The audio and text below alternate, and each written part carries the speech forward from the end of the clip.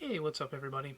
So, like I said in my normal Tuesday update video, I was going to be going on and doing another review video, and this is going to be my first official review of just a movie.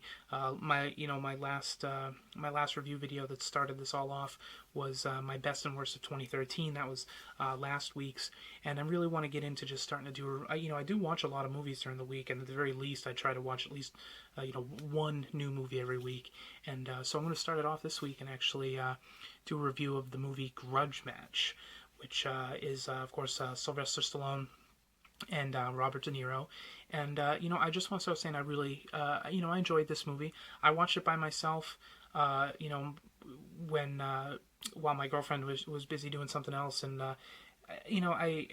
we were gonna go see it actually the week that it had come out, just because there really wasn't anything opening, and we didn't have a chance to, and just kept putting it off, and I decided to finally watch it, and I enjoyed it. It's pretty much it's a feel good movie, and I feel like really what it amounts to is that somebody was sitting around one day and said, "Gee, I wonder if De Niro and Raging Bull could kick the shit out of Rocky," and then it was an argument set, and that's basically what they took. The premise is two aging boxers, and at one time, they were both undefeated, and they had two matches together. One Stallone, the first one De Niro won, and then the second one Stallone won. And then after that, Stallone left, boxing, and the whole premise of the movie is that De Niro has basically waited 30 years to get back in the ring with Stallone, and blah blah blah, and they hate each other because Stallone was with. Stallone was with Kim Basinger. Kim Basinger is in the film, and back at that 30 years ago, they were dating, and shit went south, and Kim Basinger ended up sleeping with De Niro's character, and having a kid with him. So Stallone, they hate each other because of that. And but basically, the movie itself was pretty lighthearted for the most part. I mean, there's some heavier stuff with the family drama and everything, but it was funny. They kept it going along. The movie's about 2 hours long, and I can't say that I was sitting there, waiting for the movie to end. I actually thought it went along pretty quickly. But I mean, the whole the boxing aspect of it, there really isn't a lot in it. I mean, they talk a lot about boxing and everything, and there's the atypical montage scenes of boxing and of the training and everything. There's basically two sets of montage scenes, one when they both decide that they're finally going to do the fight, and they're pulling the Rocky thing. Stallone's trying to lift up the big tire, and the first time around he can't.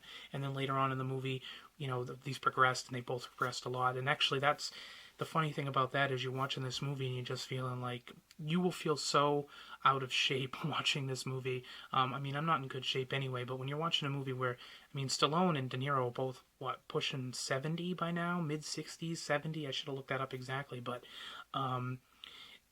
De Niro, I never really think of, oh boy, somebody who's in really good shape for their age, De Niro. And when the movie starts off, he's got a little belly and whatever, and all that stuff. And as the movie progresses, by the end fight, he's, for a dude his age, he's in pretty decent shape. The the thing with Stallone that was really weird to me was, of course, the whole movie he doesn't ever work out with his shirt off or anything, which to me made sense because Stallone is covered in full shoulder tattoos and half sleeves and stuff onto his back, and I feel like if he had his shirt off all the time, they'd be having to cover it up, whether they do it with makeup or digital or whatever the case may be. So it's probably easier for him to keep his shirt on. Plus, I would assume that he was filming Expendables 3, probably parts of it at least at the same time as this, because I know that movie's in production as well, so I feel like there might have been some lap over between that, or for that matter even escape plan, depending on when the filming was. But Stallone is super, super jacked. He's on steroids and or on the HGH, and has made no secret about that fact, and he is very, very ripped. So in this movie, it's funny because, they make a lot of old jokes and everything, of course, because they're old, and everybody's like, oh, are you are you even going to be able to fight in this because you're so old, and blah, blah, blah. And they make all those jokes, but they don't really make a lot of digs at Stallone being out of shape so much, just that he's old in general. And I was thinking the whole time, boy, at the end of this movie, he's gonna be Jack in the ring if they get to that point. And what was funny was that he really wasn't, he was in damn good shape, but he was not Stallone ripped like he is in every other movie. So I don't know if To be honest, I'm not 100% sure if they use CGI to make him look slightly less. He was fit, but he was not like fucking torn up like he really, he is in real life. And of course, all the tattoos were covered. They had one fake one fake one on him and stuff. But I was wondering if he either just stopped taking the steroids for a while or whatever, and he just, he looked like he was in shape. But it was funny because, they kept picking on DeNiro the whole movie about how out of shape and how fat he was and blah, blah, and they mostly made the references to him. But at any rate, aside from all that, the weird thing of it, and I'm not, like I said, I don't know if it was CGI or not. Somebody else knows. Let me know how they did that. But the whole thing with the family dynamic of the movie I really enjoyed as well. Like I said, De Niro had a kid with Kim Basinger's character, and he knows about it, but they make an offhanded comment that she had asked him to have nothing to do with their son. So Kim Basinger's character raised the son all on her own, and he just comes into De Niro's life midway through the movie. And, he also finds out, De Niro also finds out he has a grandson and everything. So there's a family dynamic and everything and all that stuff as well. And that's kind of the underlying thing of the whole movie. It's a boxing movie and it's a comedy, but the family part of it is what, actually makes the movie watchable. If it was just a straight boxing movie, it probably wouldn't be very good. And the comedy part of it is pretty funny too, though. I don't know why I'm blanking on the actor's name. The guy who plays he's kind of the promoter of the whole thing. He's the one who's getting it together. Is it Kevin Hart? I think that's it. I think that's his name, Kevin Hart. And he was actually pretty funny. I'd never seen his stand-up. I'm not usually into like loud, like obnoxious comedy, like Eddie Murphy comedy stand-up and stuff. And I'm pretty sure that's what Kevin Hart is, and he kind of is in the movie. But it was pretty funny. I didn't have any complaints about that character. And then the great Alan Arkin is fantastic in it, and he's basically playing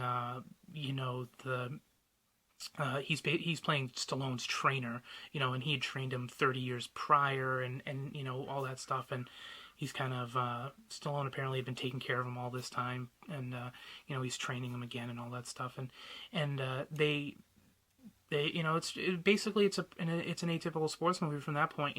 There's the underlying family stuff from both halves of this, of course, and then they have the crossover because Stallone still loves Kim Basinger, but De Niro's the one who had the kid with her and stuff, so there's all the crossover and everything in between. But in the long run, it's a typical, overcoming. They're overcoming how old they are. They're overcoming how out of shape they are. They get back in the ring and stuff. And there's a pretty decent boxing finale. I did have to laugh at the one thing. They really took a shot at UFC in the movie. There's a whole scene where Stallone and De Niro are showing up at a UFC event to promote their upcoming thing, and the announcers asking them what they think about UFC, and they're both like, basically it's shit, and Stallone's like, we had a name for people who fought, who kicked when they fought, it was girls and stuff, and the audience is booing them, and they're basically just shit talking UFC fights, and then out comes a UFC fighter, and it's somebody who's into UFC probably knows. I'm not familiar with him. I had to look up his name, and I've already forgotten it actually what it is at the moment, but he comes up and gets in their face, and he gives a little shove to Stallone, and Stallone just knocks him out, just knocks him out cold, and then they're like, well, that's that, and they walk away. And it's funny to me because they really just like totally downplayed UFC as a sport, in the context of the movie, which I thought was funny, and that was actually a part that I laughed at. But the movie itself was I enjoy as a whole, and like I said, it's definitely worth a watch, and hopefully if you watch it, you enjoy it, like the comedy aspect and everything, like I said. I did read, too, that they filmed multiple endings for the movie, because, of course, they do have the match at the end, and they didn't want anybody there in the audience to know whether Stallone was going to win or De Niro's character was going to win, or whatever, so they filmed both, or, they filmed at least one of each, and they also filmed a tie, I think, so that nobody there knew which ending was actually going to end up in the film, so they couldn't spoil it. And I won't spoil it for you either, in case you do want to watch it. But anyway, I think I think that's it. I mean, you should. It's worth a watch. Like I said, it's probably. I don't think it's going to be theatrical much longer. If it's still near you, then it might be worth hitting up on a matinee. Otherwise, wait until it's out on Netflix or Redbox or whatever the case may be, or pick it up on DVD. I will probably buy it when it comes out. When it's cheap enough. It's definitely worth a own. I would watch it again. And like I said, my girlfriend didn't watch it with me, and I think she would enjoy it too. So. Anyway, that was my week, guys. I watched Grudge Match, and next week we'll see. I don't know if it'll be one of the movies that I got out of the Tuesday video that I'll watch, or if it'll be something else new. But keep an eye out for these review videos, and let me know if you like it, and I'll keep doing them so that we can get talk movies a little bit more. But anyway, that's it, and I will see you guys on Tuesday for the next review video.